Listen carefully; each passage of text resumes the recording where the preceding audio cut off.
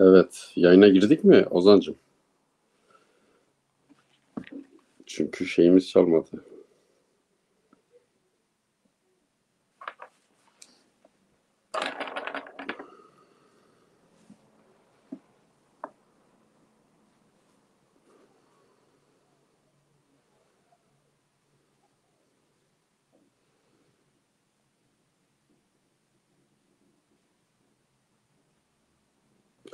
Evet, hoş geldiniz. Çarpel Medya'da Alternatif Bakış programının bir yenisine başlıyoruz bugün. Günlerden Salı. Bugün iki değerli dostum var. Onlarla Tevkurt'ta birlikte çalışmıştık. Sıtkı Zilan ve Şehmuz arkadaşımız, Şehmuz Ülek arkadaşımız. Hoş geldiniz. Hoş bulduk efendim. Teşekkür ederiz. Hoş bulduk. Evet. Hemen direkt biz konumuza geçelim. Konuya geçmeden önce ben böyle bu geçen hafta içerisinde neler oldu bir onlara bir hatırlatma yapayım. Lübnan'da yeni Cumhurbaşkanı seçildi 2 yıl sonra. Trump Irak merkezi hükümetine bir mektup gönderdi. Haçlı Şabi'yi dağıtın diye. Dem Parti partilerle görüşmesini bitirdi. Türk partileriyle görüşmesini bitirdi.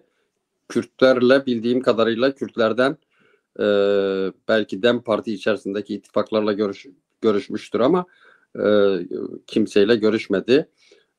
Kürt partilerinden. Almanya, Fransa, Hollanda, İspanya, Finlandiya ve Danimarka Suriye üzerindeki kimi yasakların geçici olarak kaldırılmasını istedi. Güney Kürdistan yönetimi Irak'a 140. maddeyi artık uygulayın dedi. Bunlar yani ciddi gelişmeler, farklı gelişmeler. Özellikle Güney Kürdistan'ın 140. maddeyi tartışmaya açmak istemesi çok ciddi bir gelişme Kürtler açısından. Aynı zamanda Kürdistan Demokrat Partisi lideri Mesut Barzani'nin temsilcisi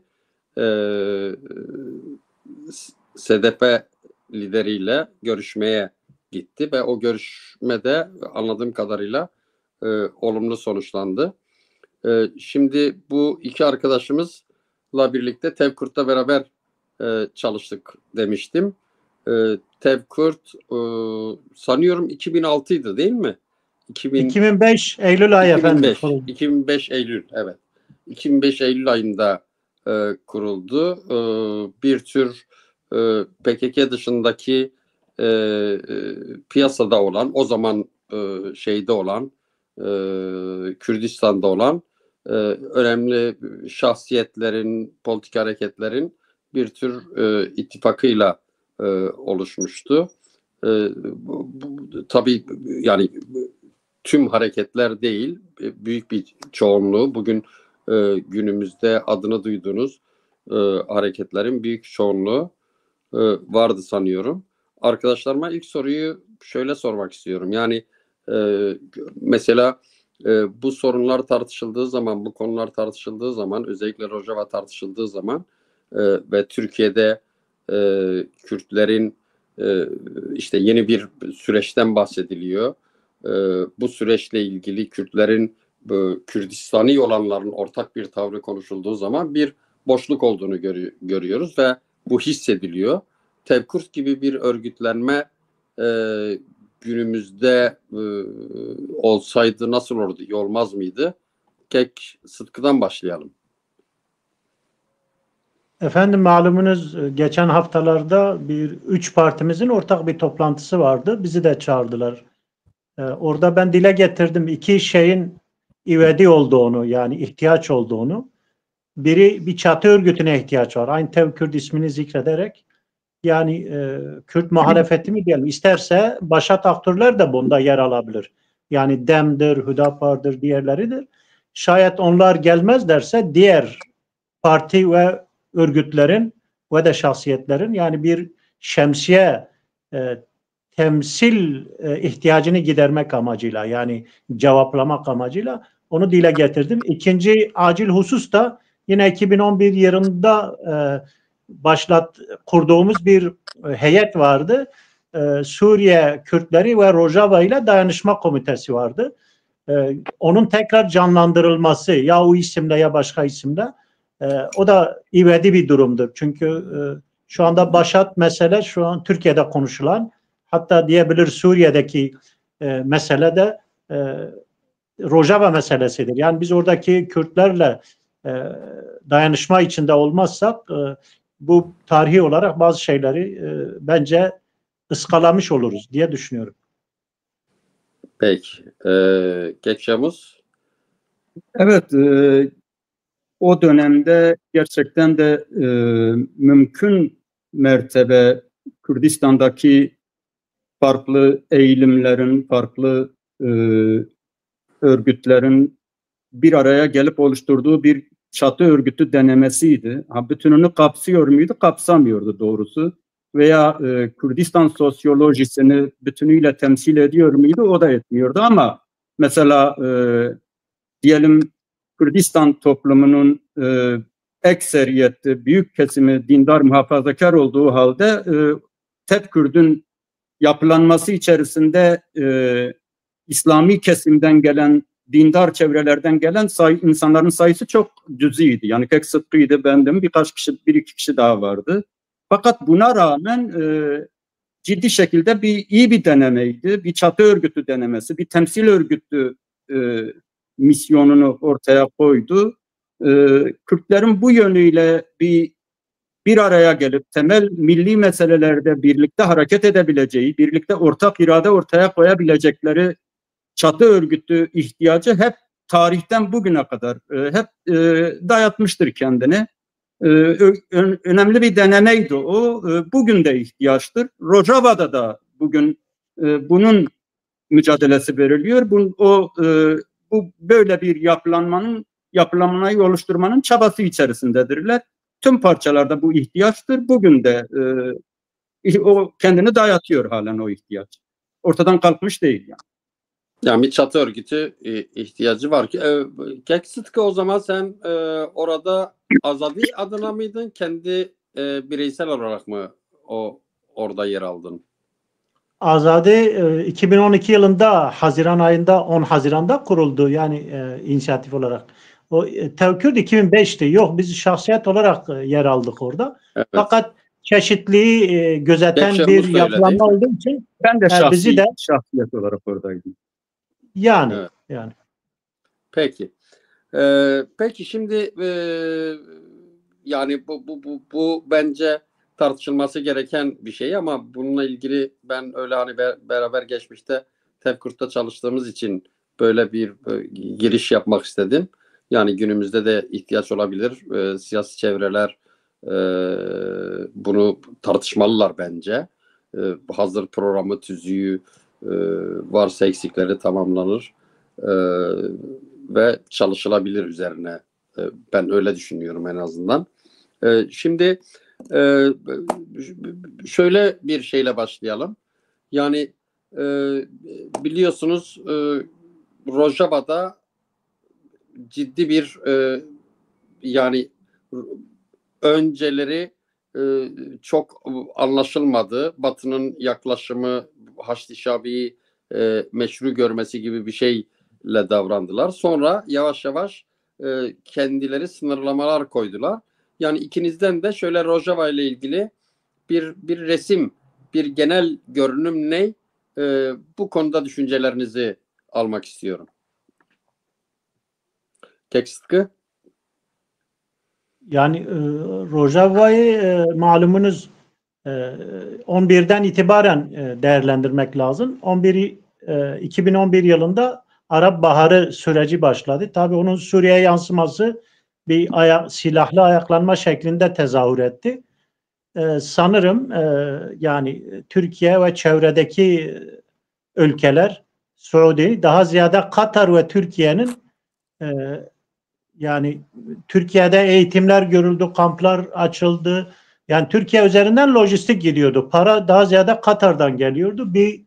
Bir müddet Suudi de buna dahil oldu. Amerika her zaman zaten bu olaya müdahildi.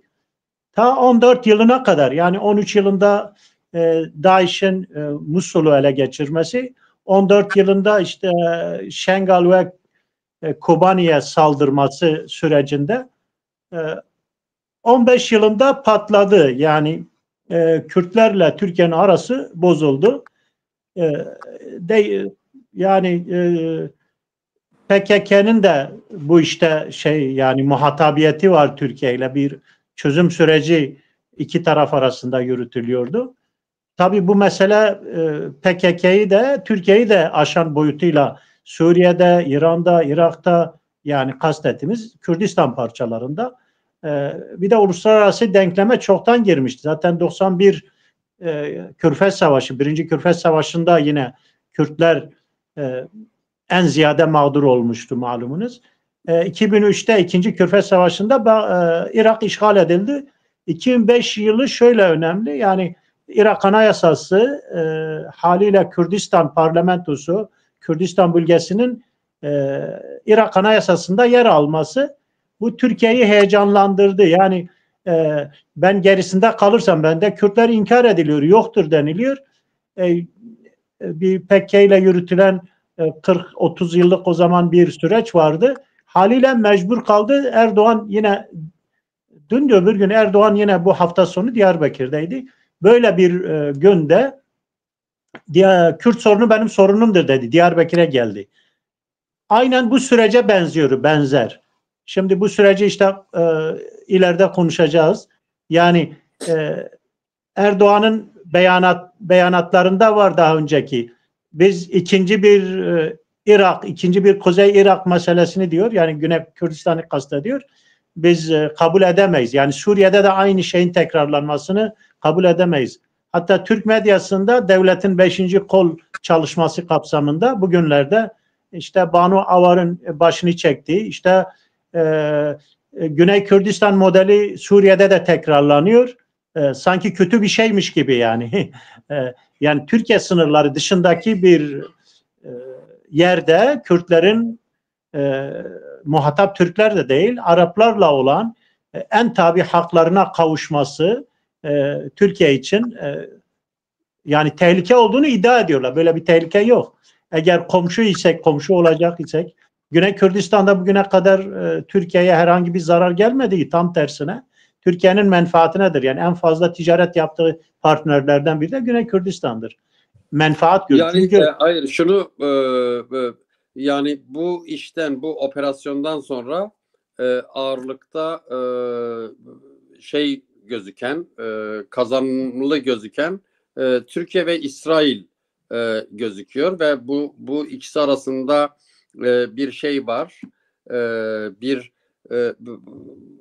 açık kamuoyu yönünde yürüyen bir böyle bir çekişme de var. Sanki İsrail Kürtleri destekliyormuş gibi bir pozisyonda. Ama şöyle bakmak karşı lazım. Benim 14 ile 24 arasında Türkiye Astana süreci üzerinden Rusya, İran'la ittifak etti. Yani ittifakın da amacı Rojava ve Güney Kürdistan'ın statüsünü yok etmekti. Yani buna ciddi olarak bu proje yürüdü. Fakat Gazze Savaşı ile beraber Türkiye Hamas'ın bir varlık gösteremediğini gördü.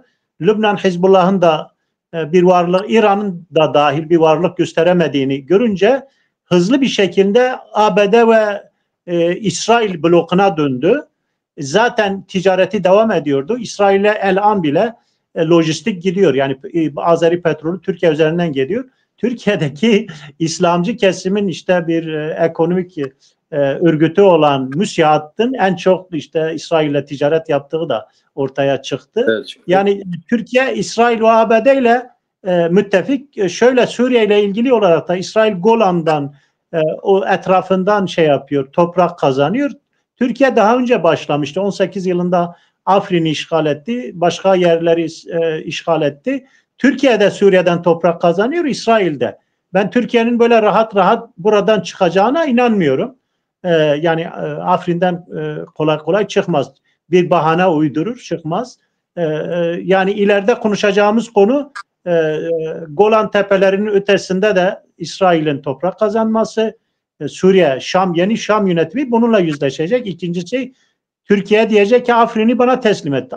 Oralara, Türkiye işgalindeki yerlere %3-4'üne tekabül ediyor, daha fazlasına. 14 mü? Yani tam şu anda emin değilim. Oralara kaymakam dahi tayin etmiş. Yani tamamen Türkiye yönetiyor.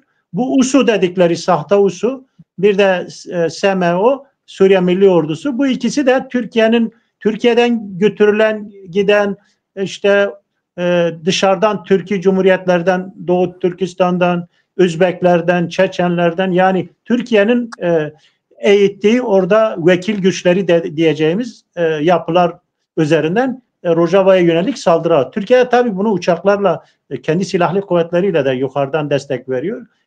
İşte insansız hava araçlarıyla da keza SİHA'lar, İHA'larla da yardım ediyor onlara. Yani en büyük hedeflerinden biri de Kobani ve Kamışlı'yı işgal etmekti. Çünkü sınıra 0 şeyde 2 şehir, keza Derik. Eğer Türkiye buraları ele geçirirse zaten Kürtlerin yoğun yaşadığı buradadır. Heseke, yani Hesek oralarda da yarı yarıya da Araplar, Kürtler. Yani bir nevi Rojava sabote edilmiş olur. Yani fiili bir durum. 10 yıllık bir kazanım heba edilmiş olur. Fakat diplomatik başarı mıdır artık, ABD etkisi midir, nedir onu bilmiyorum. İsrail'in iki yüzlü bir siyaseti var. İsrail Türkiye'nin kadim dostudur. Yani hatta Türkiye'ye birinci İsrail deniliyor. Değişik nedenlerden dolayı. Hem Kürtlere düşmanlık Kemalizmin, hem de haseten İslam'a düşmanlığı, Müslüman çoğunluğa düşmanlığı, tahakkümü, diktatöryasından dolayı yani birinci İsrail. Bir de Mustafa Kemal'in işte Sabatayist Yahudi kökenli olmasından dolayı da deniliyor. Sabatistler çok etkin yani Cumhuriyet'in kuruluşunda. Zaten Türkiye'de Türk görmek mümkün de. Yani Türkler yönetmemiş, kurmamış da. Ama nedense işte Türkiye denilmiş ve Türkçülük yapılıyor. Yani Türk olmayan unsurlar tarafından. Buna bazı Kürtler de dahil. Şu anda mevcut hükümetin birçok bakanı da Kürt aynı zamanda, malumunuz. Evet. Peki şeyimize geçelim. Siz bu resmi nasıl görüyorsunuz? Ben de kısa bir değerlendirme yapayım kendi penceremden. Peki, ama benim aslında aradığım soru, yani aradığım cevap şu. Türkiye ile İsrail arasında bir çekişme var gibi gözüküyor. Ama ikisi de durumdan memnun. Ama öte taraftan görüyoruz ki İsrail kamuoyunda, İsrail'deki kimi bakanlar, yani bence ben uluslararası haberlere baktığımda İsrailliler kendi oralardaki lobilerini de çalıştırıyorlar. Yani Kürtlere yönelik, Kürtlerin korunmasıyla ilgili lobilerini de çalıştırıyorlar. Siz bu durumu nasıl değerlendiriyorsunuz? Şuradan ben de baştan başlayayım. Şimdi Arap Baharı'yla başlayan bir Suriye'de iktidara yönelik bir oluşturulan, hatta başlangıçta da Sunni oluşturuldu. Türkiye'de bazı muhalifler Türkiye'ye göç ettirilerek, burada eğitilerek, eğit donat şeklinde bir muhalefet hareketi oluşturuldu. 2014'te DAEŞ'in Musul'dan başlayan ve Irak Şam İslam Devleti Suriye'yi işgal eden operasyonuyla birlikte süreç farklı bir yere evrildi. Orada Amerika DAEŞ tehdidine karşı bölgeye geldi.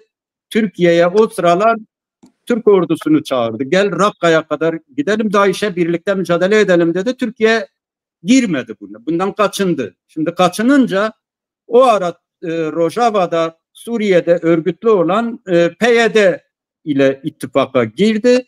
Zaten o tarihe kadar PYD ile devam eden çözüm süreci kapsamında PYD ile ittifak yapan ortaklık ilişkisi içerisindeki Türkiye, PYD'yi terör örgütü olarak nitelendirmeye başladı. Amerika ile ittifakla birlikte o güne kadar PYD yöneticileri Salih Müslümanlar, Kırmızı Halılarla karşılanıyordu Ankara'da. Bu Amerika ile ittifak sürecinden sonra DAEŞ'e karşı birlikte mücadele edildi. Kürtlere ciddi şekilde askeri eğitim verildi, silahlar verildi. DAEŞ'e karşı uluslararası koalisyon oluşturuldu DAEŞ'le mücadele için ve bunlar donattı. Kürtleri ciddi şekilde silahlarla donattı. DAEŞ'i yenilgiye uğrattılar. O sıra Beşar Esad yönetimine yönelik, onu devirmeye yönelik bir çabalar içerisindeyken Rusya faktörü devreye girdi. Rusya ve İran devreye girince bundan vazgeçildi bir şekilde. Fırat'ın doğusunu Rusya'ya bıraktı Amerika, batısını, doğusunda da Amerika etkin olmaya başladı ve orada Kürtlerle o DAEŞ'e karşı mücadele çerçevesinde o ittifakını geliştirdi. Şimdi daha sonra bu süreçte Astana süreciyle Türkiye saf değiştirdi. Yani Batı karşıtı bloğa karşı Astana sürecinin içerisinde yer aldı. Rusya ve İran'la ittifak içerisinde yer aldı. Yıllarca özellikle Rusya'nın desteğiyle İran ve Şam rejimini de ikna ederek birlikte Kürtlere karşı, Fırat'ın doğusunda SDG'nin bulunduğu bölgelere karşı, SDG'ye karşı bir operasyon yapmak istedi ama bir türlü Şam rejimini ikna edemedi. Çünkü Suriye'de Türk ordusu belli bölgeleri işgal etmişti. Şam rejimi Türkiye'nin oralardan çekilmesini istiyordu ön şart olarak. Hatta Halep'e gidene kadar bile, HTŞ bu son zamanlarda Halep'i işgal ettikten sonra bile Türkiye Astana sürecini işletmeye devam etmek istiyordu aslında. Eğer Şam ve İran'ı ikna edebilirse muhalifleri HTŞ'yi Halep'te durdurup Kürtlere karşı ortak bir operasyona açıktı. Türkiye bununla ilgili İran ve Rusya üzerinden Şam'la ilişki geliştirmeye devam ediyordu ama ikna edemedi Şam rejimini. Neticede HTŞ Şam'a kadar gitti ama Şam'a giderken Türkiye'nin başka bir hesabı da vardı. SMO ile kendi eğittiği ve Türkiye'den birçok savaşçının da içerisinde, Türk vatandaşı olan birçok savaşçının da içinde yer aldığı Suriye Milli Ordusu ismini verdikleri güçlerle birlikte Türkiye'nin hesabı da Kobani üzerinden Kobani'yi de işgal edip Raqqa, Deir ez-Zor'a kadar hatta Kamışlı'yı, Fırat'ın doğusunu işgal etmekte ama orada tabii ki uluslararası güçler, koalisyon güçleri, Amerika Birleşik Devletleri devreye girdiler ve geçici bir oradaki PYD güçlerini, SDG güçlerini Tel Rifat ve Halep'ten, Munduş'tan çekilmesini istediler ama Fırat'ın doğusuyla ilgili de durdurdular. SMO'yu durdurdular. Yani müdahale ettiler oraya. Bir geçici ateşkesi kabul ettirdiler Türkiye'ye. Halen o süreç devam ediyor. Tabii bu arada İsrail girdi oralara. Özellikle İsrail kendi güvenliği için kendi sınırındaki bölgelere, Dürzilerin yaşadığı bölgeleri işgal etti. Şam'a 15-20 kilometre yaklaşmış durumda şu anda. Bunun dışında bir de Ürdün sınırında Amerika'nın, Türkiye'nin SMO'sundan bağımsız Özgür Suriye ordusu var. ABD'nin Birleşik Arap Emirlikleri'nin Ürdün'ün desteklediği Ürdün sınırında bir Amerika'nın eğittiği Özgür Suriye ordusu var. Aslında HTŞ'den önce onlar Beşar Esad kaçtıktan sonra onlar Şam'a kadar gitti. Şam'a ilk girenler o birliklerdi aslında. Onlar da ayrı bir güç olarak halen orada duruyor. Şu anda Suriye'de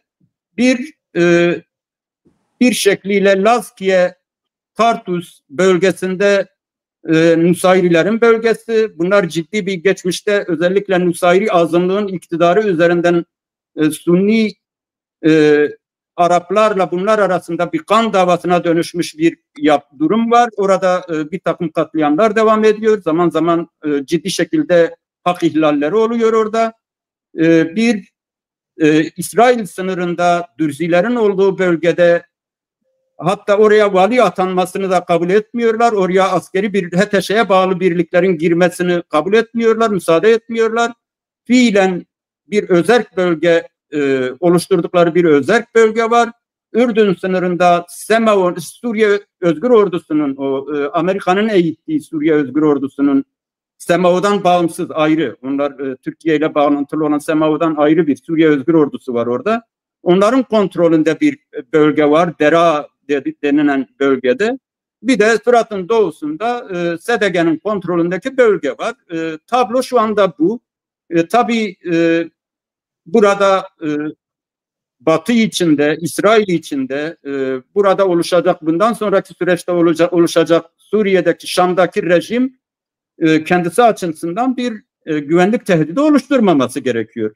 Amerika'nın da Avrupa'nın da öncelik vereceği şey budur. Yani Kürtler veya Araplar diğerleri değil, muhtemelen İsrail'in güvenliği bunların kırmızı çizgisi olacaktır. Bunun için de İsrail kendi sınırında muhtemelen bir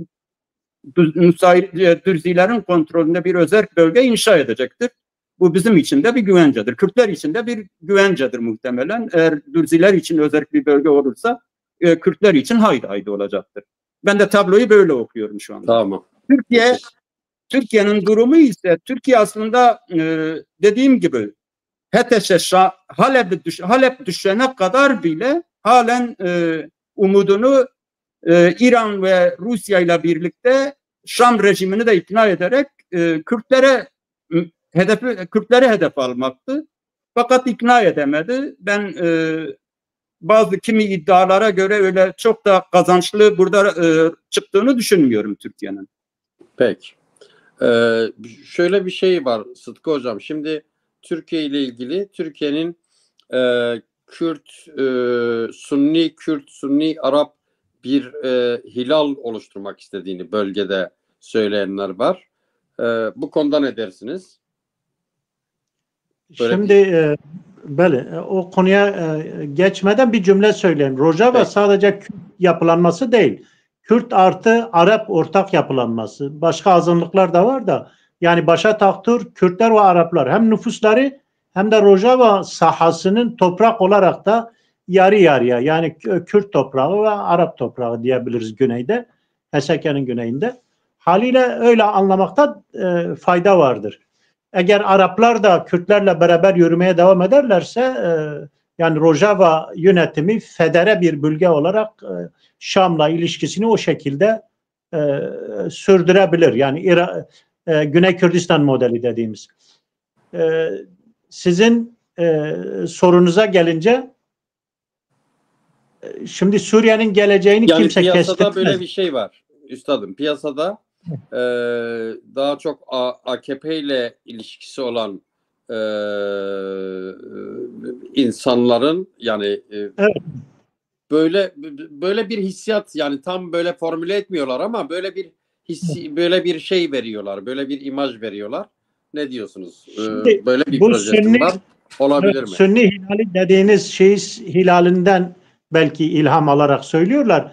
Şimdi bu cephede işler karışık. Şiiler bellidir. Yani Irak'ta ruhani liderler var. Onlara bağlı dini açıdan. Fakat siyasi açıdan İran'a bağlı hepsi hemen hemen. Dünyadaki, yani mesela Yemen'deki Zeydiler ılımlı, yani Sünnilere yakındır da. Sünniler de onlara yakın diyelim. Buna rağmen İran, yani vekil güçler üzerinden Lübnan'da, Afrika'da, hatta Güney Amerika'da, Arjantin'de dahi Şiiler İran'a bağlı. Türkiye'de de, yani biliyorsunuz, yani Türkiye'de de onun için Lübnan Hizbullah'ı diyoruz, işte Kürt Hizbullah'ı diyoruz falan filan. Hatta güneydeki YNK üzerinde de bir etkisi var İran'ın. Oradaki İslami partiler üzerinde, bir tanesi hariç İhvan'a yakın olan.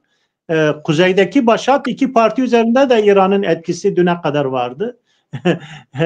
Perinçek'ten al illegal örgütlere kadar İran yani çok güçlüydü sahada, fakat bu Şam'ın düşmesi İran'ın yani şok etkisi yapmıştır. Hem vekil güçler üzerinde, Haçlı Şabi olsun, bana göre Kandil olsun, Rojava'yı katmıyorum yani. Kandil diyoruz, Rojava'daki Kandilciler diyelim, onlar üzerinde de şok etkisi yapmıştır.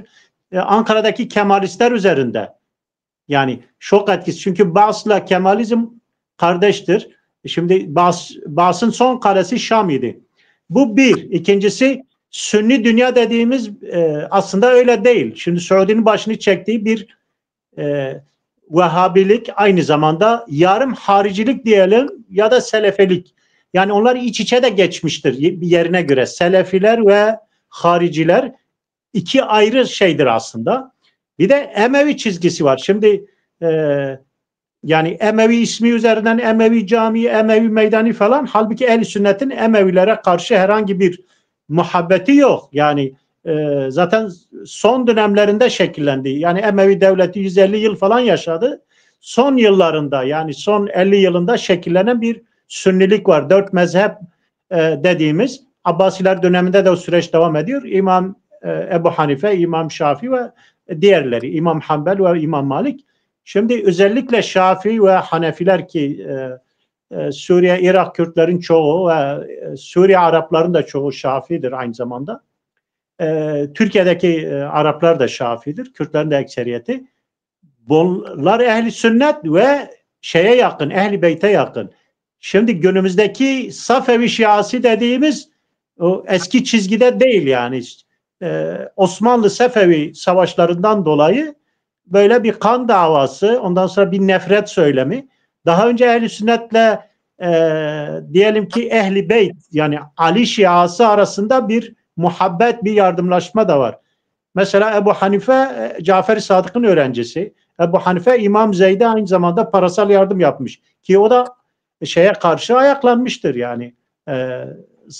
Evet. Mevcut hükümete karşı o zaman. Emeviler ise farklıdır. Yani Emeviler Şam malumunuz o yönüyle ilginç. Şimdi Şam sanki İran'ın işgalindeymiş gibi Arapları algılıyordu. Yıllar yılıdır. Siz yani hem dini hem de milli açıdan düşünün. Yani bir Güney Lübnan, Yemen kısmen ve Şam Emevi devletinin yani bir imparatorluk Arapları ta şeye kadar İspanya'ya kadar taşıyan Çin sınırına kadar taşıyan Emevilerin başkenti İran'ın elinde. Haliyle yani onlar için büyük bir hedefti.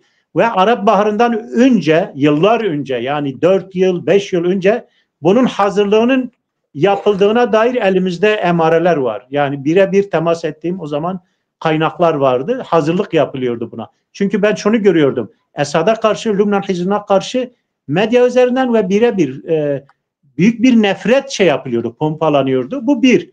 Şu anda hedef ne? Yani Arap dünyasının Vehhabisiyle, haricisiyle, Sünnisiyle Türkiye'nin Bağdat, yani Bağdat'ı Şia'dan almak, İran'ın elinden almak. Malumunuz yani Osmanlı bir iki defa Bağdat seferi var. 4. Murat'ın var, başka var.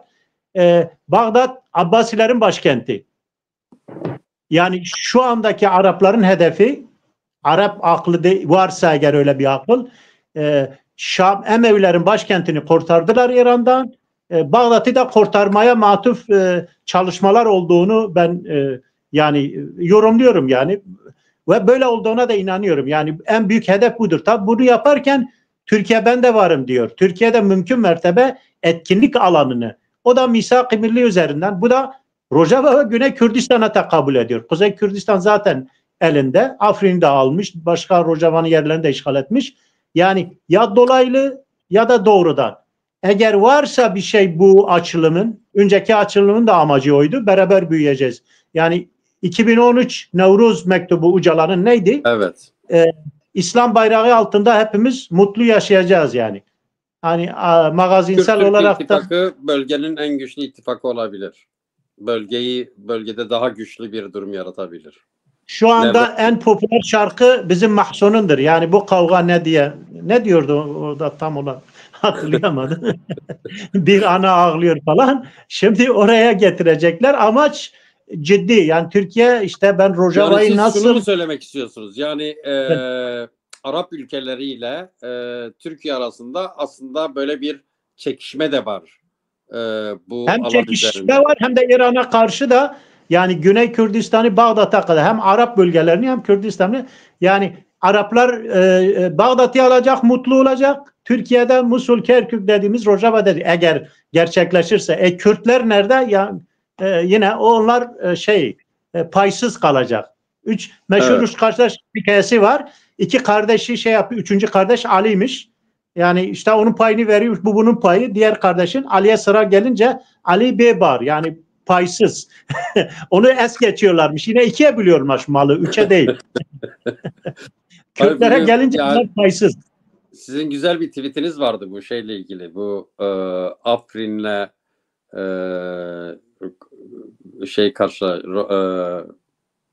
Afrin modeliyle Kürdistan modeli diye bir tweetiniz vardı. Şimdi Türkiye'nin iddiası şu, Evet. diyor ki Rojava'da şey var, PKK var. PKK diyor ki yani size yabancı nasıl? Diyor ki işte bunlar Marksisttir, işte İslam karşıtıdır. Şimdi sıradan bir Kürt için bu cazip bir şey ama biz biliyoruz ki Türkiye Kemalist rejimi Orta Doğu'da yani İslam dünyasındaki en rigid yani İslam'a düşman, Kürtlere düşman rejimdir. Şimdi anayasa yerli yerinde duruyor. Yani Türkiye anayasasına göre resmiyet konuşursa gayri resmi mesela bu da ironiktir. Yani Kemalist rejimin gölgesinde Şam'a şeriat gelmiş. Yani böyle bir ironi var. Şimdi Türkiye'nin bir de frezesi var yani müktesebatı var. O da Afrin. Çok 18 yılından bugüne kadar kocaman 4-5 yıl etti. Orada ne yaptı Türkiye? 6 yıl etti. Orada işte ilk işi Kürtçe levha vardı hastanelerde, okullarda. Onu indirdi. Sonra fiilen Kürtçe eğitimi yasakladı. Kürtçe, Arapça eğitim vardı. Bir de demografiyi değiştirdi Kürt arasında. %80 Kürt iken şu anda %20'ye inmiş. 100-150 bin insan o tampon bölgeye geçmek zorunda kaldı. Bu son savaştan sonra tekrar oradan da hicret etmek zorunda kaldılar. Kürtlerin mülküne el konuldu. En bariz örneği de zeytinliklerin yağma edilmesi. Hem el konulması hem de kesilmesi hem de sökülüp satılması. Hatta yani o yansıdı zeytinyağının bilabedel insanların malına, mülküne el konulması hala o süreç devam ediyor. HTŞ daha İdlib'deyken yani bu olaylar olmadan bir iki defa bu USU'nun elinden almak istediği şeyden Afrin'i Türkiye engel oldu. Yani silahlı çatışmalar da çıktı.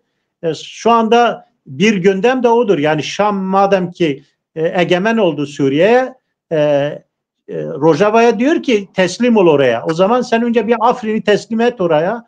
Bu vekil güçlerini oradan çek, onlar gitsinler, itaat etsinler. Yani oranın kaymakamını, valisini atasın. Malumunuz Halep'e bağlıdır.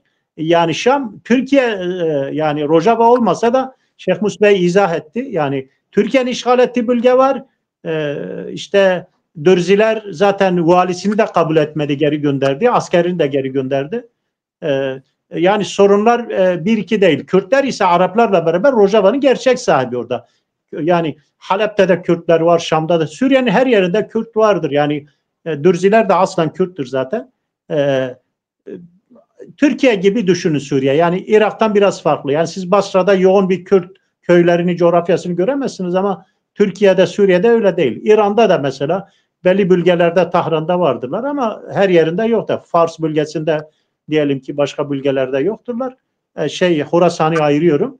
Fakat Suriye'nin her tarafı Kürt. Çünkü Eyyubiler yönetmiştir. Şimdi bu da mühim bir şey argüman açısından.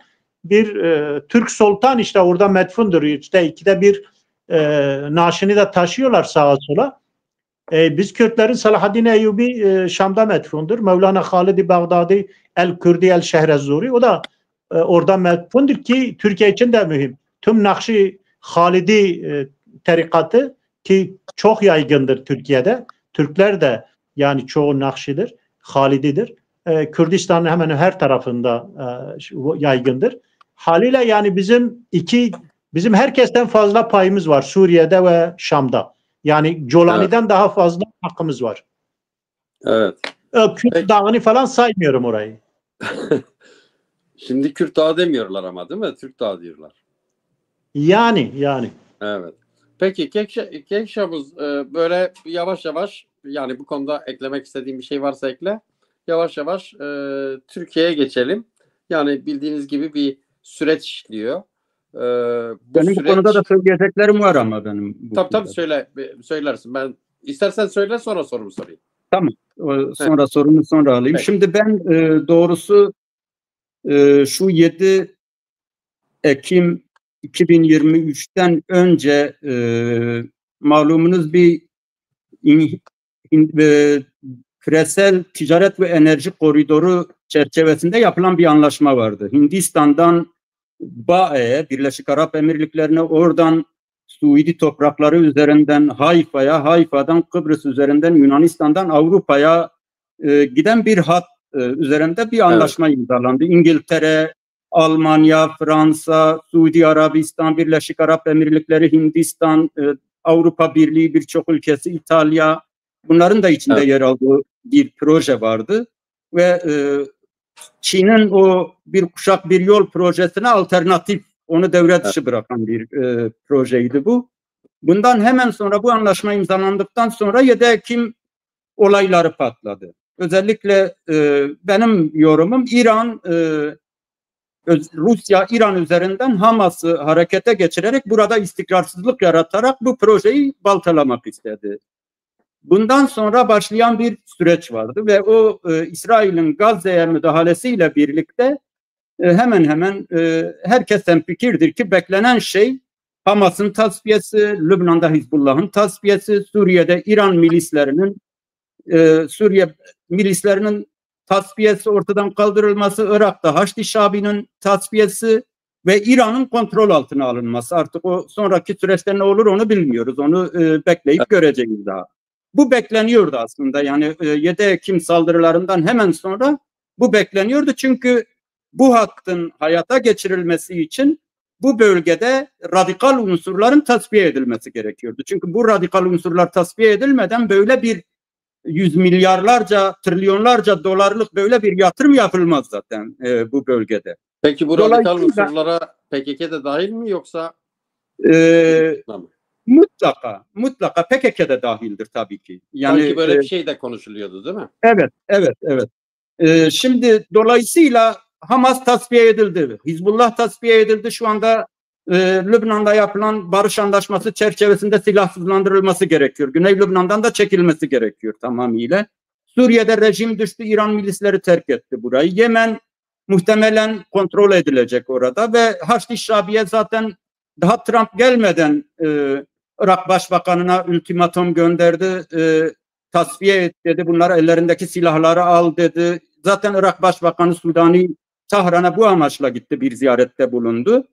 Şimdi bu yapı oluşturulurken bu projede Türkiye devre dışı aslında. Siz Sıtkı Bey'e sordunuz, bir Sunni hilal falan dediniz de. Yani burada amaçlanan şey aslında bu projenin hayata geçirilmesi için bölgenin kontrol altına alınması. Şimdi Suriye, evet Kürtler var, evet diğer etnik kimlikler var ama genel anlamıyla tarihsel olarak bir Arap memleketi. Yani ve kurulduğu günden bugüne kadar sonra da Arap Birliği'nin üyesi bir devlet Suriye.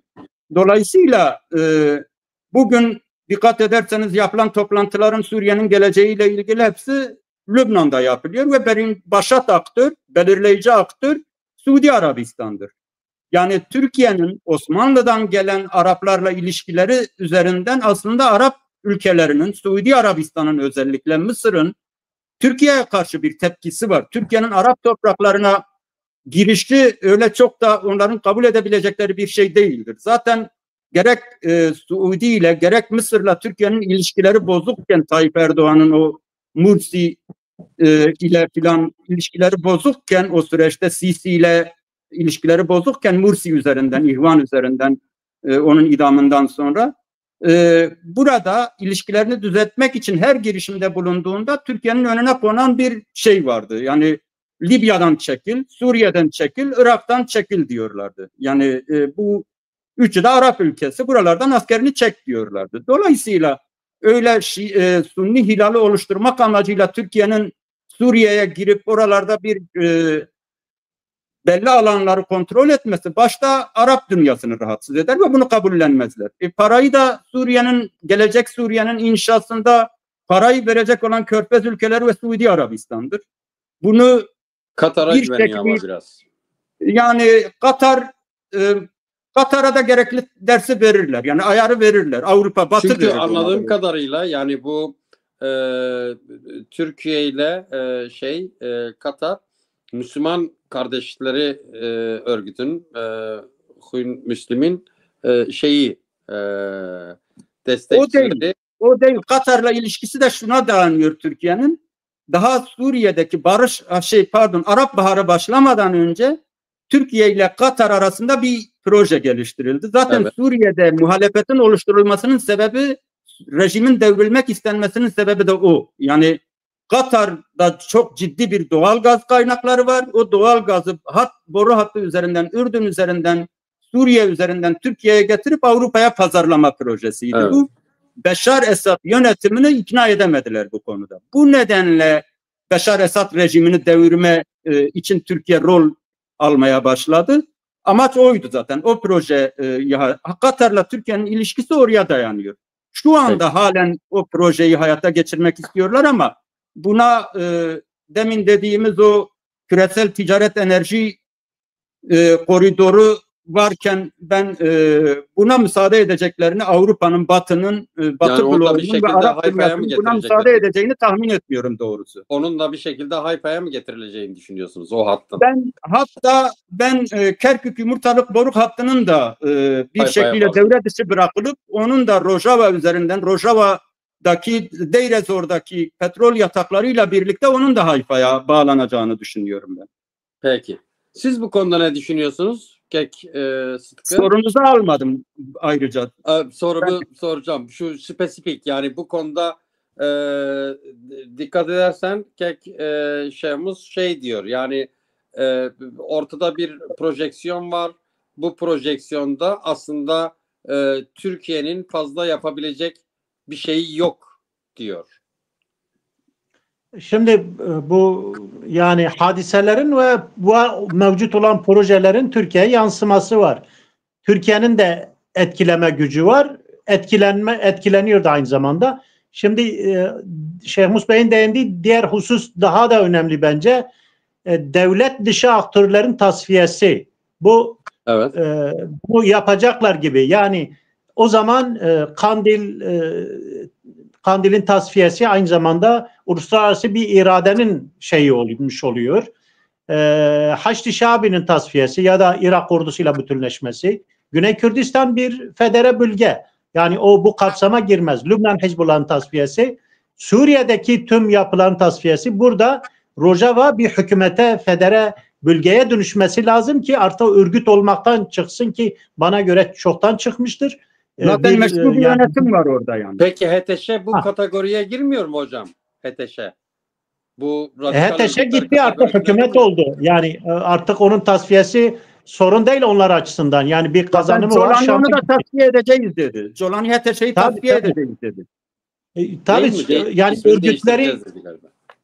örgütleri şey yapacaklar. Yani ya devletlere dönüşecekler, bir toprak parçası üzerine hükümet olacaklar. Çünkü hükümetlerin işte ambargo uyguluyor, şey yapabiliyor, cezalandırabiliyor. Bu gayri devlet dışı aktörler vekil güçlerdir. Bir de işte bazen terörist olarak tanımlanıyor, başka şekillerde. Haliyle bunlarla mücadele de böyle biraz kolay olmuyor. Haliyle bence bundan dolayı Afganistan'da bir sürü şey vardı. Yani Amerika'nın finanse ettiği 20 yılda 2 trilyon dolar yedi. Sonra günün sonunda Amerika 2 yıllık bir Doha'daki görüşmeden sonra Taliban'a geri verdi orayı. Yani bu da onun bir devamı gibi, yani bu projeler birbirinin devamı gibi. Çünkü Afganistan'ın tek elden yönetilmesi ileride Rusya ile yaşanan mevcut Çin'le olası bir doğrudan veya dolaylı savaşta işine yarayacaktır Batı'nın da. Peki. Hatta Türkiye Cumhuriyetlerin Birliği de Amerika'nın da yani şeyinde tek başına Türkiye yürütmüyor. Yani Türkiye Cumhuriyetleri çünkü onun boyunu aşar.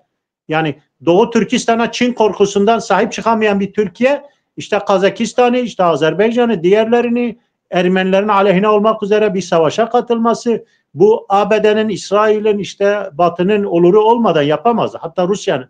Haliyle bu Türkiye Cumhuriyetlerle birlikte bunların bir blok olması, Çin'in çevreleme, Afganistan'ın tek elden yönetilmesi ilerisi için ABD'nin müttefiki de olabilir. Vietnam şu anda ABD'nin en büyük müttefiki malumunuz. Evet. Yani bu biz Kürtleri de ilgilendiriyor malumunuz. Rojava'yı da Kandil'i de. Evet. Teşekkür ederim. Şeyimize sorma geçeyim. Yani Türkiye'ye gelelim artık. Evet. Gelelim. DEM Parti biliyorsunuz partilerle, Türk partileriyle görüşme turunu bitirdi. Bugün Bahçeli, Öcalan artık ikinci görüşmeden sonra silahları bırakın çağrısı yapmalı dedi. Siz bu tüm olan biteni nasıl görüyorsunuz? Bu süreci. Şimdi ben demin çerçevesini ortaya koyduğumuz bu 7 Ekim 2023 sonrası Gazze'de başlayan çatışmayla birlikte bunun bölgeye yansımaları o günden, yani bir yıl öncesinden bu beklenen bir şeydi ve okunuyordu. Bunun Gazze'deki Hamas'ın tasfiyesi, ardından Hizbullah'ın tasfiyesi, ardından Suriye'deki bu tablo bunu zamanlama olarak işte yöntem olarak, biçim olarak bu değiştirilir, farklı şey yapılabilir. Bu belki beklenmiyordu. Bu hemen ani Beşar'ın hiç direnmeden kaçması belki beklenmiyordu ama aşağı yukarı bu tablo Suriye'deki rejimin düşmesi, Hizbullah'ın tasfiyesi, Haçlı Şabi'nin tasfiyesi, bunlar beklenen şeylerdi ve bir yıldır söyleniyordu. Bu bir ay sonra olur, 3 ay sonra olur, 5 ay sonra olur, o ayrı bir şey. Benim kanaatimce Türkiye'de bunu okudu. Yani bunu herkes okuduğu gibi Türkiye'de bunu gördü. Suriye'de bu tür gelişmelerin olacağını okudular, gördüler. Bu mevcut statü, mevcut yapıyı göz önüne aldıklarında Rojava'da bir şekliyle Amerika yıllardan beridir orada koalisyon güçleriyle birlikte yaptıkları bir yatırım var, oluşturdukları bir yönetim var, meşru bir yönetim var, bir eğittikleri yüz binlerin üstünde bir silahlı güç var. Şimdi bunun Irak'takinin benzeri bir federal sisteme dönüşeceği noktasında bir beklenti ortaya çıktı. Kanaatimce Türkiye bunu önlemek için bir takım girişimlerde bulundu. Batılı ülkelerle, İngiltere ile, Amerika ile, Avrupa ülkeleriyle. Tabii ki Türkiye neticede Batı'nın NATO'daki müttefiki, onların ortağı. Yani şimdi her ne kadar son zamanlarda özellikle Kürtler üzerinden bir farklı Doğu blokuna, Avrasyacı bir çizgiye kayma belirtileri gösterdiyse de, zaman zaman NATO'da bulunuşunu tartışmalı hale tartıştıysa da neticede NATO müttefikidir ve 5. madde kapsamında Türkiye'ye yapılan bir saldırı Amerika'ya da yapılmış sayılır veya Fransa'ya yapılan bir saldırı Türkiye'ye de yapılmış sayılır. Birlikte savunmaları gerekiyor. Bu stratejik, geçmişten gelen bir stratejik ortaklıkları da var. Yani bunu tamamıyla Türkiye'yi gözden çıkardıklarını kimse düşünemez tabii ki. Türkiye bu ülkelerle ilişkiye geçti. Kanaatimce Türkiye'ye bir ev ödevi verdiler. Yani tamam, biz buradaki yapı Kürtleri bir şekilde koruyacaklarını, Kürtlere sırtını dönmeyecekleri noktasında bir tavır ortaya koydular. Ama Türkiye'ye bir alan açtılar, bir fırsat verdiler. Kürtlerle ilişkilerini düzelt dediler. Yani bu ev ödevini verdiler Türkiye'ye. Türkiye'de Bahçeli'nin o çıkışıyla birlikte, belki daha öncesinden başlayan bir hazırlıkla birlikte, çünkü aylar öncesinden İmralı'da yapılan görüşmeler olduğu hemen hemen netleşmiş gibi. Herkes söylüyor bunu. Dolayısıyla burada Türkiye'nin Kürtlerle ilişkiyi düzeltme noktasında önünde iki yol var. Ya Suriye'deki, Rojava'daki yapıyı da Irak'taki gibi kabul edip, tanıyıp, bunlarla dostluk ilişkisi kurup, bunları tanıyarak kendine bir dost kazanma fırsatı vardı. Ya da Türk devletinin kuruluş paradigması çerçevesinde bunu kabul etmeyecek, bunu önlemeye yönelik bir takım tedbirler alacaktı. Ben Türkiye'nin şu aşamada bugüne kadar halen o kuruluş paradigması, 1923 paradigması üzerinden devam ettiğini düşünüyorum. Her ne kadar kimileri işte zaman zaman söylüyorlar, işte Barzani ile ilişkileri iyidir, Güney Kürdistan'daki yönetimle yakın ilişkiler içerisindedir diyorsa da kesinlikle halen orayı da içine sindirebilmiş değildir, kabullenebilmiş değildir. Bunu en az 2017'deki referandum sürecinde gördük. Ayrıca halen adı Kuzey Irak'tır. Yani halen adını bile kabullenebilmiş değil. Dolayısıyla ben onun da bir şekliyle Amerika'nın baskısıyla kabul etmek zorunda kaldığını, 2003 yılını hatırlayın, Saddam devrildikten sonra 2003'te yeni anayasanın hazırlık çalışmaları yapılırken işte o dönem yeni Irak'ın federal bir yapı olacağı söylendi. Bunun üzerine Türkiye orada bir takım özel harekatçılarını göndererek Süleymaniye'de bir takım operasyonlar yapma hazırlığı yapıldı. O meşhur Çuval hadisesini kastediyorum. Yani o gün de Tayyip Erdoğan başbakandı. Tayyip Erdoğan'a sordular, Amerika'ya NATO nota verecek misiniz dedi. Bu müzik notası mıdır demişti. Halen o travmayı atlatabilmiş değil. Vatan Partililer, Perinçek'in partisinin mensupları halen onun yıl döneminde, o olayın yıl döneminde İstanbul'da İstiklal Caddesi'ne çıkıp Taksim'de orada sivil Amerikalı arıyorlar başlarına çuval geçirmek için. Dolayısıyla o travmadan halen çıkabilmiş değildiler. Bugün de o politikalarını değiştirmiş değiller. Ben zaten birinci çözüm sürecinde de niyetleri yine PKK'yı kullanarak, PKK üzerinden, PYD üzerinden güneydeki yapının federal devletin statüsünü ortadan kaldırmayı hedefliyorlardı. Tabii oraya Amerika devreye girdi, işte İran devreye girdi, Hendek olayları, o süreç bozuldu. Bu da özellikle Rojava'da yeni Irak'taki gibi yeni bir federal yapının oluşmaması için yine Öcalan kartına başvurdular. Kullanabilecekleri en uygun aktör Öcalan'dı. Bunun üzerinden belki oradaki unsurları silahsızlandırıp STEMAO gibi, Suriye Milli Ordusu gibi Türkiye'nin milis gücü yapabilir miyiz dediler. Bunun hesabını yaptılar. Şimdi söyledikleri şey, yani bu çözüm dedikleri şey, süreç tamamıyla o yapıyı ortadan kaldırmak, Suriye Rojava'daki o yapının önüne geçmektir.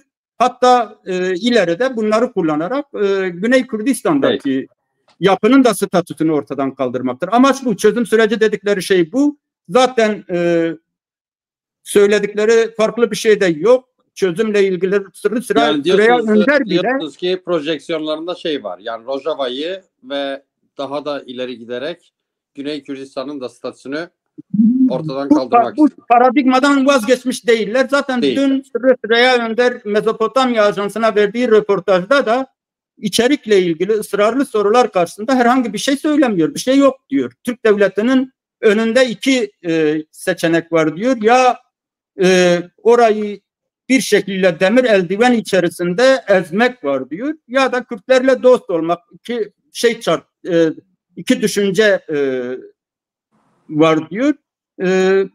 Hangisi olacağını bilmiyorum diyor. Şimdi ortada bir çözüm süreciyle ilgili, sorunun çözümüyle ilgili bir şey olmadığını hem Bahçeli'nin açıklamalarından anlıyoruz, bugünkü açıklamalarından, hem de bizzat Sırrı Süreyya Önder'in açıklamalarından. Peki. Üstadım, aynı soruyu size sormak isterim. Siz ne görüyorsunuz? Aslında Sıtkı arkadaş, Şahmuz arkadaş yani ilginç bir şey söyledi. Yani Türk Devleti'nin kuruluş kodlarından gelen o mekanizması halen daha şeyini koruyor deniyor. Halbuki kimi Kürtlere... Burada araya girebilir miyim bir cümleyle? Özellikle onu destekleme açısından. Bunun en önemli delili de bence Trump, Tayyip Erdoğan'la ilgili bir açıklama yaptı. Onu övdü, birçok şeyde dostumdur dedi, işte akıllı biridir dedi. Ama dedi, Kürtlerle doğal düşmandırlar. Kilit cümle buydu. Kürtlerle doğal düşmandırlar. Şimdi dolayısıyla bu aslında yani herhalde ya bu düşmanlığı ortadan kaldırın dedi. Ev ödevi dediğim şey bu. Yani siz eğer gerçekten Suriye'de size rol vermemizi istiyorsanız bu doğal düşmanlığı ortadan kaldırın dediler. Kürtlerle barışın dedi. Yani bu ev ödevi buydu aslında. Trump'ın o cümlesinde saklıdır. Peki. Yani size de aynı soruyu soruyorum. Bu süreci nasıl değerlendiriyorsunuz? Nedir? Resim nasıldır? Yani Türk devleti gerçekten adımlar atabilir mi? Bu konuda ileri şeyler yapabilir mi? Yoksa eski kodlarıyla davranıp bu işi bu şekilde mi çözmek istiyor? Sizin düşüncelerinizi alalım. Yani elimizde bazı veriler var. 18 ile 23 süreci, 1923 sürecinde Kemalistler işte biz halifeyi, İslam'ı kurtarmak için tüm Müslüman unsurlara işte Türktür, Kürttür, Çerkezdir. Yani diyor ki bu meclis sadece Türklerden oluşmuyor. Aynı zamanda tüm enasırı İslam diyor, Kürtlerden, şunlardan, bunlardan hepimizin ortak vatanı diyor. Şimdi neydi o dönem? O dönem işte varlığını kabul ettirmek Lozan'a kadar, köprü geçene kadar. Ne zaman Türkiye Devleti'nin varlığı tescillendi masada, İngilizler, Fransızlar ve diğer Avrupa devletleri tarafından, ki başa taktırlar, bir de Rusya. Zaten bir de 17'den itibaren Rusya zaten savaştan çekildi ve Kemalistlere parasal yardım yaptı, silah yardımı yaptı. Güney Kürdistan sürecinde de gördük. İşte 2003'te Irak'ın işgaliyle beraber de facto olarak Kürtler zaten silahlı güçleri vardı. 100 yıllık bir, yani Irak Kürtleri 100 yıllık süreç içerisinde hep isyan halindeydiler ve bidayetinden beri kağıt üzerinde de olsa bir özellik tanınma vardı yani. Kürtçe eğitim hep vardı Irak'ta. Az veyahut çok, Süleymaniye'de veyahut tüm Kürdistan bölgesinde ama vardı. Haliyle Türkiye sıkıştığı için 2005 yılında Türkiye'de 2003'te aslında başlayan bir çözüm sürecini başlattı. Yani ben burada inkara devam edersem orada muhatap olamam, etkili olamam. Mış gibi bir şeyler yapması lazımdı. Şimdi Rojava'da yani Esad'ın gitmesiyle beraber yer yerinden oynadı. Yani tarihi bir kırılma oldu. İran buradan kovuldu. Rusya kovulmadı ama Rusya artık Suriye sahasında yok. Sadece kendi üslerinde var olmaya devam edecek. Öyle gözüküyor. Haliyle bu süreç, Erdoğan geçen hafta ne dedi? Yani bu Kürt halkıyla ilgili, halkımızla ilgili bir şey yok. PKK ile ilgili bir konudur dedi. Bu da iki manası var. Ya işte diyelim PKK ben kendimi feshettim. Öcalan çağrı yapacak. Evet biz kendimizi feshettik. Bu şekilde iç kamuoyuna işte PKK yok bak kendini de feshetti. Rojava ile ilgili artık Suriye, Şam üzerinden uluslararası denkleme de girip ne kadar az hak verirse o kadar kendini başarılı sayacak. Ya işte biz orada da işte zaten ismi de Rojava Kürdistan değil, Doğu ve Kuzey Suriye bölgesi. Bu idari olarak Suriye nasıl şekillenecek bilmiyoruz. Yani vilayet midir, eyalet midir, nasıl bir üniter yapı, Rojava'ya nasıl statü verilecek, Kürtler kültürel özellik mi verecek? Yani eğer ordu, silah muhafaza edilirse bu siyasi statü olur. Eğer silah yoksa kültürel özellik olur. Kültürel özelliğin coğrafyaya dayalı olması da şart değildir. Kolektif haklar olarak kullandırılır. Yani belirsizlik var bu konuda. İkinci bir durum, İran Kandil'in tasfiyesini istemez. Zinhar istemez. Çünkü onu Türkiye'ye karşı kullanmak ister. Güney Kürdistan'a karşı kullanmak. Başka bir boyutu, Amerika'da bir yere kadar bence Kandil'in bu aşamada tasfiyesini istemez. Çünkü İran'a bir operasyon, olası bir operasyon İsrail, Amerika, İngiltere yapacaksa PKK'ya bağlı hazır bir silahlı güç PEJAK varken uyku modunda da olsa Kandil'i aynı Rojava'da olduğu gibi, YPG'de veya SDG'de olduğu gibi yanına çekip İran'a karşı kullanma. Yani bence Amerika'da, İran'da şu anda Kandil üzerine bir hesap yapıyor diye düşünüyorum. Peki, teşekkür ederim. Şimdi şöyle, yani tüm resme baktığımızda konu başlığımız federalizm mi, tasfiye mi? Birkaç cümle federalizm mi çıkar Rojava'da, tasfiyeye doğru mu gidiyor? Yani sizin öngörünüz ne? Yani şeyden bağımsız olarak, yani mevcut sizin değerlendirmelerinizle sizin öngörünüz ve ya da hani böyle oran verebileceğiniz bir şey var mı? Bunları yani bunu alıp şey yapalım, kapatalım isterseniz ve son söylemek istediklerinizi ekleyin isterseniz. Kek kimdeydi sıra? Yani en son kim konuştu? Takdir sizin efendim, moderatör sizsiniz. Peki Kek Sıtkı, tamam, sen şey yap, düşüncelerini söyle bu konuda. Sonra da Kek Şahımız söylesin. Aynı zamanda bağlayalım yani. Ben programın başında Suriye Kürtleri ve Rojava Dayanışma Komitesi'nden bahsettim. Ben de hasbelkader o komitenin üyesiydim.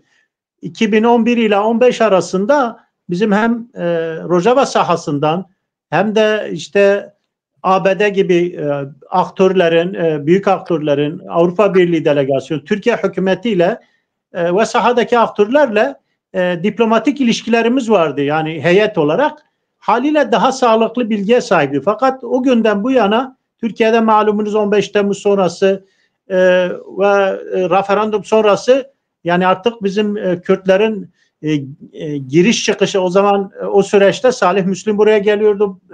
Başka aktörler geliyordu buraya. Yani gitmek de artık yani Türkiye'den mümkün değildir. Hatta Güney Kürdistan'da eğer haberdar olursa gitse burada soruşturmaya maruz kalma falan. Yani değişik nedenlerden dolayı biraz sağlıklı bilgi sahadan alamıyoruz. Ama medya üzerinden takip ettiğimiz kadarıyla ve başka kanallardan malumunuz. Yani sonuna kadar Rojava mevcut fiili durumu devam ettirmeye çalışacak. Ama bir yumuşak karnı var Rojava'nın. Acaba onların Arap bileşenleri, zaten Kürtler, yarı yarıya Kürtler ve Araplardan oluşuyor. O Arap bileşenleri bir şekilde Türkiye tarafından birkaç defa denendi. Parayla, başka vaatlerle. Şimdi de artık Şam da devrede. Bana göre onlar da Şam'a güvenmiyor. Şam'daki şey belirsiz, çok radikal onlara göre. Bu kabile kültürü şeye de girmez. Bu bir El-Kaide, bir IŞİD şeyine de girmez. Yani girmek istemez. Daha rahat yaşarlar bunlar.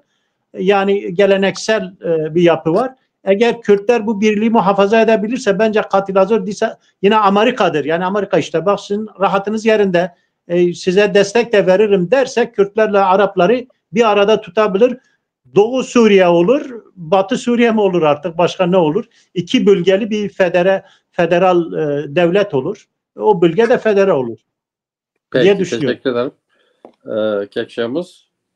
Evet, şimdi geleceğe dair, Suriye'nin geleceğine dair öngörüde bulunmak için oranın demografik yapısına öncelikle bakalım. Oradaki faktörler üzerinden bir öngörüde bulunabiliriz. Yani bu demografik yapıda bir Nusayri nüfus var. Yıllarca Baas iktidarı altında bir azınlık iktidarı oluşturdular. Son zamanlarda da Sunni Araplarla ciddi bir kan davasına dönen bir çatışma süreci yaşandı. Dolayısıyla bunlar öyle kolay kolay, bu yapılar iç içe tek bir devlet yapısı altında yaşayabilecekleri ne ben zayıf bir ihtimal olarak görüyorum. Artı bölgeleri de farklıdır. Yani Nusayrilerin yaşadıkları, evet, özellikle Akdeniz kıyısında Tartus, Lazkiye ve Şam'a doğru giden, güneye doğru giden hat üzerinde bir bölgede yaşıyorlar ve yoğun olarak Nusayridir o bölgeler. Bir diğer husus yani İsrail'in toprağa dayalı güvenliği. bir mekanizmaları var. Toprağa dayalı, evet, bir şeyleri var. Evet, bir Dürzilerin yaşadığı bir bölge, Lübnan sınırı ve İsrail sınırındaki Dürzilerin bir kısmı da İsrail'in işgal ettiği Golan içerisinde şu an mevcut İsrail'in resmi sınırları içerisinde yaşayan bir Dürzi nüfus da var. Dürzilerin yaşadığı bir bölge var. Bir Kürtlerin yaşadığı bir bölge var. Dolayısıyla Kürtlerin fiilen oluşturdukları bir özerk yapı var. 10 yıldan beridir fiili bir de facto özerk yapı oluşmuş durumda. İsrail'in güvenliği, demin dediğim gibi Batı için, İsrail için kırmızı çizgidir. Bunun için de HTŞ gibi Şam'da bir HTŞ'den dönüşme bir Şam'daki yönetim mi kendisi için sınırına gelip dayandığı zaman güvenlik riski olarak görür bunu. Oraya ne yapıp mutlaka Dürziler üzerinden bir tampon bölge, bir federal bölge dayatacaktır İsrail diye düşünüyorum. Şimdi tüm bu yapıyı birlikte değerlendirdiğimiz zaman federasyon kaçınılmazdır burada. Artı özellikle de Kürtler dik durursa, bunu talep ederse, Kürtlerin DAEŞ'le mücadele sürecinden gelen ve Avrupa toplumları nezdinde çok ciddi bir popülaritesi oluştu. Yani şu anda Kürtler tüm dünyayı adeta insanlık düşmanı bir DAEŞ tehdidinden kurtarmış pozisyonundadırlar ve dünya kamuoyu Kürtlere bu noktada ciddi bir sempatiyle bakıyor. Kürtlere yönelik bu statüsünü ortaya kaldırmaya yönelik bir tepki bir müdahale ortaya çıktığı anda ben inanıyorum ki yüz milyonlarca insan tüm Avrupa başkentlerinde, Amerika'da, dünyanın her tarafında kendi hükümetlerine karşı sokağa dökülecek ve bunları müdahale etmesi için zorlayacaktır. Yani böyle bir gerçeklik de var. Ben bu süreçte federasyonu kaçınılmaz görüyorum. Son sözlerimizi de söyleyelim mi burada? Evet söyleyin tabii. Şimdi açıkçası burada tabii ki belirleyici olacak olan da Kürtlerin duruşudur. Ben Kürt coğrafyası öyle verimli bir coğrafyadır ki bakın 2 ay öncesine kadar biz mesela Şeyh Mürşit Haznevi diye bir aktör yoktu piyasada. Evet. Bakın 1,5 aydır piyasaya çıktı. Tüm Kürdistan'ın 4 parçasında Kürt diasporada, dünyadaki tüm Kürtler nezdinde korkunç bir hava yarattı. Evet. Birlik nezdinde bir dalga yarattı böyle. Evet. Ve yeni bir aktör ortaya çıktı. Kürdistan coğrafyası bu kadar verimli bir coğrafyadır gerçekten. Evet. Kimse böyle bir şey beklemiyordu mesela. Dolayısıyla Kürt toplumunun duruşu öncelikle bu konuda önemli, belirleyici olacaktır. Yani tehditler tabii ki olacak. Türkiye tabii ki masada elini güçlendirmek isteyecek, pazarlık payını güçlendirmek isteyecek, arttırmak isteyecek, belki müdahale de etmek isteyecek ama Kürtler eğer Kürt toplumu birliğini ortaya gerçekleştirebilirse, ortak irade ortaya koyabilirse, ikincisi uluslararası desteği sağlayabilecek atılımları yapabilirse, bu konuda diplomasi çok önemlidir. Özellikle en büyük rol Irak Kürdistan Federe Cumhuriyet Devleti'ne düşüyor. Onların dünyadaki ülkeler nezdinde bu yönde ciddi bir diplomasi yürütmesi gerekir. Yine diasporadaki Kürtlerin oradaki halklar nezdinde, oradaki hükümetler nezdinde ciddi bir takım faaliyetler içerisinde olması, oradaki halkların desteğini alması lazım. Bu konuda harekete geçirmesi lazım. Bir üçüncüsü de Kürtlerin hiçbir zaman meşruiyet zeminini kaybetmemesi lazım. Yani terör gibi, katliam gibi, böyle sivil katliamı gibi bu tür şeylerden uzak durarak meşru zeminde mücadelelerini sürdürmeleri lazım. Bu hususlar yerine getirilirse eminim ki zafer uzak değildir. Önümüz aydınlıktır. Teşekkür ederim. Ben teşekkür ediyorum. Kek Sıtkı, teşekkürler. Kek Şahımız, çok teşekkür ederim. Umarım izleyicilerimiz de güzel zaman geçirecek. Ben gerçekten iyi zaman geçirdiğimizi düşünüyorum. Çok faydalandık, faydalatıcı bilgiler aldık. İyi bir perspektifle yaklaştılar konuya. Umarım daha sonraki yayınlarda, daha sonraki dönemde tekrar görüşlerinize başvurabiliriz. Umarım bizi kırmazsınız. Siz de iyi zaman geçirmişsinizdir. Çarpel Medya'ya üye olun. Like'larınızı basın. Çünkü algoritmada bizi öne çıkarıyormuş. Bildirimlerinizi açın. Teşekkür ederim. İyi geceler. İyi geceler.